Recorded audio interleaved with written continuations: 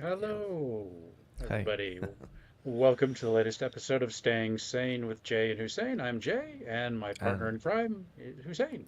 Hussein. Yeah. Thank you. Yeah, great.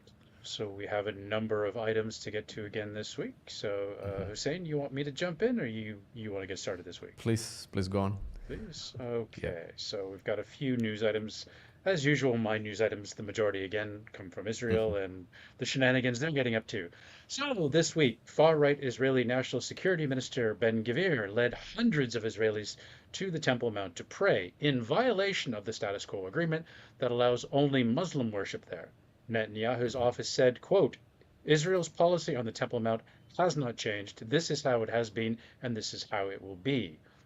And then I have quotes here from a number of organizations around the world. The Palestinian Foreign Ministry called the move, quote, a dangerous escalation. Jordan's foreign ministry said the incident reflected, quote, the insistence of the Israeli government and its extremist members to flout international law and Israel's obligations as the occupying power. hmm Both Egypt and Saudi Arabia said the incident violated international law, with Saudi adding that Ben-Gvir was seeking to scupper attempts to broker a Gaza ceasefire deal. And the United States Secretary of State Anthony Blinken said the stunt, quote, demonstrated blatant disregard for the historic status quo with respect to the holy sites in Jerusalem. These provocative actions only exacerbate tensions at a pivotal moment when all focus should be on the ongoing diplomatic efforts to achieve a ceasefire agreement and secure the release of all hostages and create the conditions for broader regional stability. The French foreign minister condemned the visit, saying, quote, this new provocation is unacceptable. And a UN spokesperson called the incident, quote, unhelpful and unduly provocative, adding, quote, we are against any efforts to change the status quo within the holy sites. The next story. So Lebanon and Israel are sizzling on the brink of an all-out war. We and the policy analysts and military advisors around the world will continue to watch this developing story. Possibly this week, something may happen as tensions ratchet up between Israel and Lebanon. Back in Israel, dozens of Israeli settlers attacked a village in the north of the occupied West Bank, setting fires to houses and cars and killing a 22-year-old Palestinian man and seriously wounding another. Netanyahu's office said in a statement that he took, quote, seriously the riots that took place this evening and promised that those responsible for any criminal act will be caught and prosecuted. The U.S. also issued a condemnation saying that such attacks on Palestinians were, quote, unacceptable and must stop. And our last story in Israel. So Biden has warned both Israel and Hamas not to undermine the peace negotiations, but Hamas has come out claiming that the progress in the talks are an illusion. A senior Hamas official told the BBC, quote, what we have received from the mediators is very disappointing. There has been no progress. The speculation is that Hamas is waiting for Iran and Hezbollah to attack Israel for the escalation to turn into a regional war, weakening Netanyahu, who will then be pushed to accept the deal. However, U.S. Secretary of State Blinken has now arrived for more talks and will attempt to maintain pressure on Netanyahu to cooperate and play nice. And Hussein, Yeah. over to you. Yeah. One news which could be something related to this, that's from Saudi Arabia. That's the Saudi Crown Prince Mohammed bin Salman. He was expressing a fear of assassination attempts over him for the attempts or the efforts that he's taking to normalize the relationship with Israel. So that's one instance where the Saudi crown prince is fearing some kind of an assassination. Because, even in the past, this has happened, such an attempt, and peacekeeping was not a good uh, or much welcomed within this system, especially within the Arab-Israel that axis. So going back in the history, if we could see the history where Egypt, when that country was trying to normalize the relationship with Israel, that country was they were suspended from the OIC membership, and that's the reason for their suspension. So this is another version of peacekeeping, where when it comes to a normalization of the relationship between an Arab country and an Israel, a Jewish state, that is even causing a trouble to the state leader. In this case, it's a Muslim or an Arab leader, that is Saudi Crown Prince. So that's something from Saudi Arabia. And one another news is from Pakistan. That's regarding a minority rights day that was observed in Pakistan on August 11th. And that day was celebrated much with pomp and show. And the most funniest part was that they forgot to mention about the persecutions that the state and the people in that country is carrying out against the minorities in their own country, that's against the Christians and the Hindus in Pakistan. But they were much vocal about the rights of the minorities, especially from the Gazan citizens and other people around the world. But they forgot to mention about the minorities within their country. But fortunately, we could see some of the celebrities within Pakistan who came up, and they were speaking for these minorities in their country at this moment. And that's a gesture of humanitarian action, or a thought which is being expressed, whereby they were given a chance to voice their concerns regarding the persecutions that they were facing from the majority, that's the Muslims in Pakistan. So that's one news, another news from my side. And the other one, we have left it for a discussion at the end. So please go on. Okay, next news item. So jumping to the UK. So a UK woman, Julia Sweeney, not the American comedian, following the recent Southport riots, was jailed for 15 months for posting on Facebook, quote, "It's absolutely ridiculous. Don't protect the mosques. Blow the mosques up with the adults in it." The judge in the sentencing stated, "You had an impressionable audience and a potentially vulnerable audience. Your comment was recklessly made rather than intentionally, but appropriate punishment can only be achieved by immediate custody." Ms. Sweeney then thanked the judge for the sentence. Staying in England, the Church of England has made a six-figure payout to a priest who's been the subject of 5 police investigations, including for the sexual assault of minors. A church assessment concluded the priest was at risk of abusing children, though he's never been charged with any crime, and the church removed him from office in 2021, leading to the lawsuit for wrongful dismissal. The priest told the BBC he was the victim of a campaign to drive him from the church, quote, "which was motivated by homophobia and personal agendas."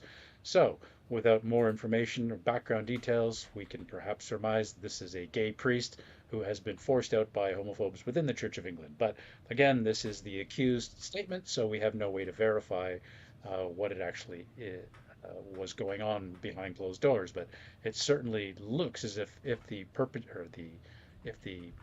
accused is being used as a scapegoat to get gay clergy out of the Church of England. Okay, and then moving to the U.S., abortion rights campaigners in both Arizona and Missouri have been successful in getting a referendum on abortion added to the state constitutions in the November election. The issue is already set to go before voters in Colorado, Florida, Maryland, Nevada, New York, and South Carolina. The Arizona Secretary of State's office said that it had certified almost 600,000 signatures, far above the required number, that the coalition supporting the ballot measure, indicating a strong secular desire among the citizens to overturn the evangelical Christian restrictions and return bodily autonomy to women.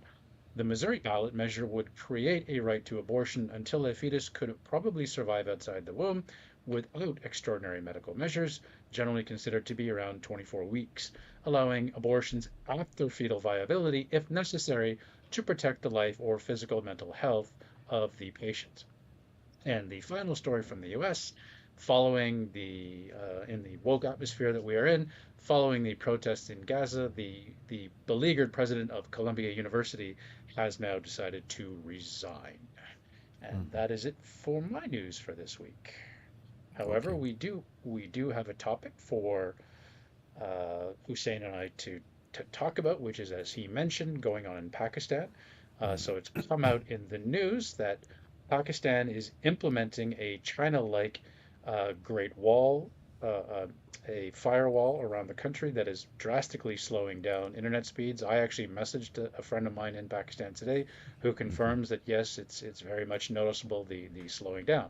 So the claims are, and I have a quote here from there's a group called Bytes for All. It's a digital watchdog in Pakistan, and their spokesman states it is, quote, it seems the purpose is to monitor online traffic and limit dissemination in online spaces, particularly curbing political expression.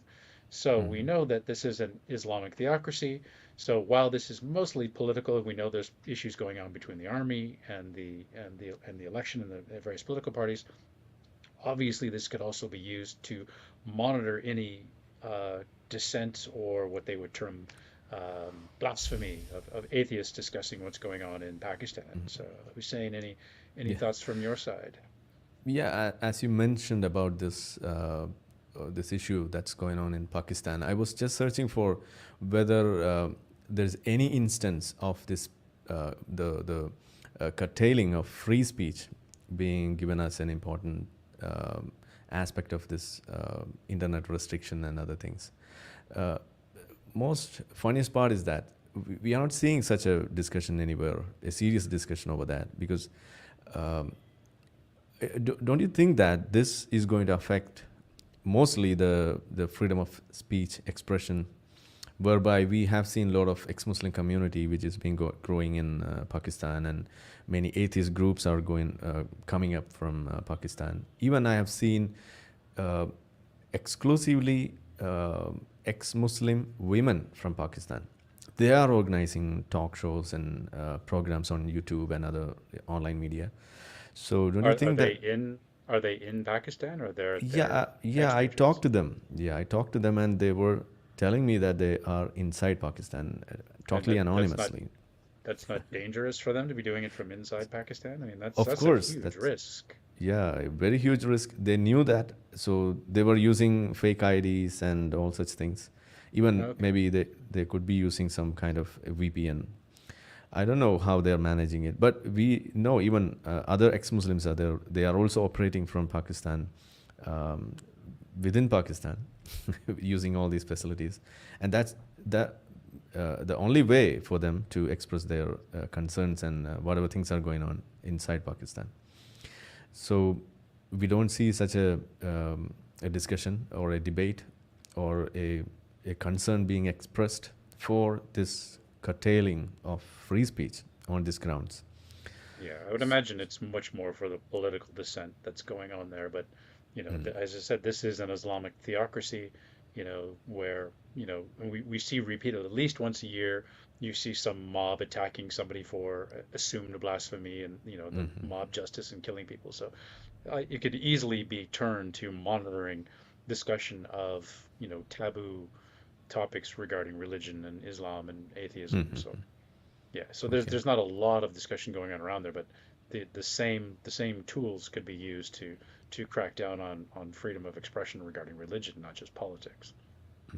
So, don't you think that as the years are passing, as we are going much into the world where we depend mostly on internet and these kind of information technology, don't it's always said, especially people like Mariam Namazi. You might be knowing her. She's an Iranian activist and the founder of the ex-Muslim Council in UK. So she's known for the one of the most quoted quotes from her, that is, Islam, the end of Islam will be through the internet and its the mighty power by which internet will expose most of the Islamic scriptures and other things inside. So, don't you think that Islam and Islamic countries are finding this as a threat? And could that be the reason why they are mostly towards curtailing internet facilities or reducing or implementing these kind of firewalls? No, I think it's more the political, the fear. Like Mm-hmm. we saw like in 20 was it 2011, the Arab Spring, where people were using their phones to meet up and protest. So Mm-hmm. my thinking is this is much more politically motivated than religious. However, we do know that especially in Pakistan, religion has been weaponized. That prior to Zia el-Haq in the 70s, that Pakistan was a much more moderate place. It's only been with the weaponization of Islam in the last, say, 50 years that Mm. it's developed into this. So yes, it's a part of it, but I don't think it's the overarching goal. I mean, I think, we know in Pakistan the army is the one really calling the shots. Like they're the Mm-hmm. ones who are controlling elections and removing people and the number of military coups. So the army's playing a very significant role in what goes like nothing that happens in Pakistan, happens without the army say so. So even But even with a secularly elected government. yeah, but there's a trait in an Islamic country that's something we can take a page from Iran. So back in 2023, we saw most of the or some of the mosques, masjids getting closed down out of no people visiting these mosques and nobody to work over there. More than 50,000 mosques were closed down. So that came as a news. And while going through that report, I could see a mentioning about something related to the governance. So uh, the government in Iran see this reduction in people attending the religious functions and their rituals as a signal towards losing the hope in Sharia and Islamic rules and Islamic regime. That's how they equate this reduction in number of people observing Islam, the followers of Islam, with the support for an Islamic regime. So they find it so closely. So that's what we also say usually, that Islam is not just a religion, it's a political cult where it also has a lot of religious entities, which is part of that. Uh, so in that way, um, couldn't we say that way? Yeah, I mean, it's all intertwined, right? Like politics, Mm. religion, it all is part of a continuum. They're all tools in the arsenal that these authoritarian governments can use to control their population. And of course, Mm. you see these authoritarian governments, and they're always paranoid about losing power, so they want to do everything they can to hang on to power and silence any dissent. So yeah, I mean, so obviously religion is a part of it, but I don't think it's the The sole biggest part. purpose. I think it's mostly the political aspect. But again, I fear that the religious aspect will be monitored and penalized as well. Mm. Anyway, let's hope for the best. I think even now we are seeing a lot of people coming up and speaking against that, against this internet outage and this firewall installation and other things. Maybe they could. I don't think they will revoke that, but maybe they will release some of the restrictions. Maybe that's the possible way out. Yeah, well, a lot of the big players in Pakistan are complaining that you're Mm. going to kill our business and our industry. That Yeah. any businesses are going to leave. Any sort of like if there's any Mm. foreign talent living and working in the country, they're probably going to leave. Some Mm. of the big industrialists, big multinationals are going to pull out. So they're only going to shoot themselves in the foot in the long run, Mm. right? Even with this political instability is not good for business, but you start cracking down and people are going to leave. Like you're seeing the same in China. Like, Mm. these newer, tighter rules in China, and foreign bankers don't want to be posted there. Companies are Mm. pulling out. Even the companies that were manufacturing in China, a lot of them Yeah. are pulling out and moving to Vietnam. So, Mm. Yeah, the statement which I can read here in this report is that Abdul Alim claimed internet disruptions have disproportionately impacted freelancers who generate over $1 billion in revenue for Pakistan's economy each year. So that's the volume of income that just the freelancers generate for that country. So even that is getting affected now. So as you said, everything boils down to the laws in businesses. So whether it be a governmental stability or these kind of faulty policies and other things, everything will be directly linked to the businesses. So it will get reflected over there, right? Yeah, for sure. It'll work itself out, and then eventually they're gonna have to scrap it because they're gonna kill their economy, and they're gonna have no respect globally. So it's either play nice and be a respectable member of the community of nations, or be an isolated pariah. So take your pick. So Yeah. okay, So let's all right, hope for the best for those people. yeah, okay. So that takes care of this week's news and our discussion on what's going on in Pakistan and everywhere else in the world. So thanks everybody. Hope you liked what we're doing, and People, if you yeah. have some suggestions on segments you'd like to see, please by all means pop it in the chat or in the comments, and we'll review it and consider it for future episodes. So great, Yeah, thanks if everybody. any topics to be discussed, apart from being part of the news items that we share, we can also do that, right? Yeah, yeah. So just pop a Okay. comment if there's something you guys like to see. Yeah, All people right. are asking me to share these videos on my YouTube channel and other things. Of course, we'll try to do Yeah, that. yeah. Thank Okay, you so much. great. Thank you. Thanks everybody. Bye-bye. Take care. Bye bye. Yes.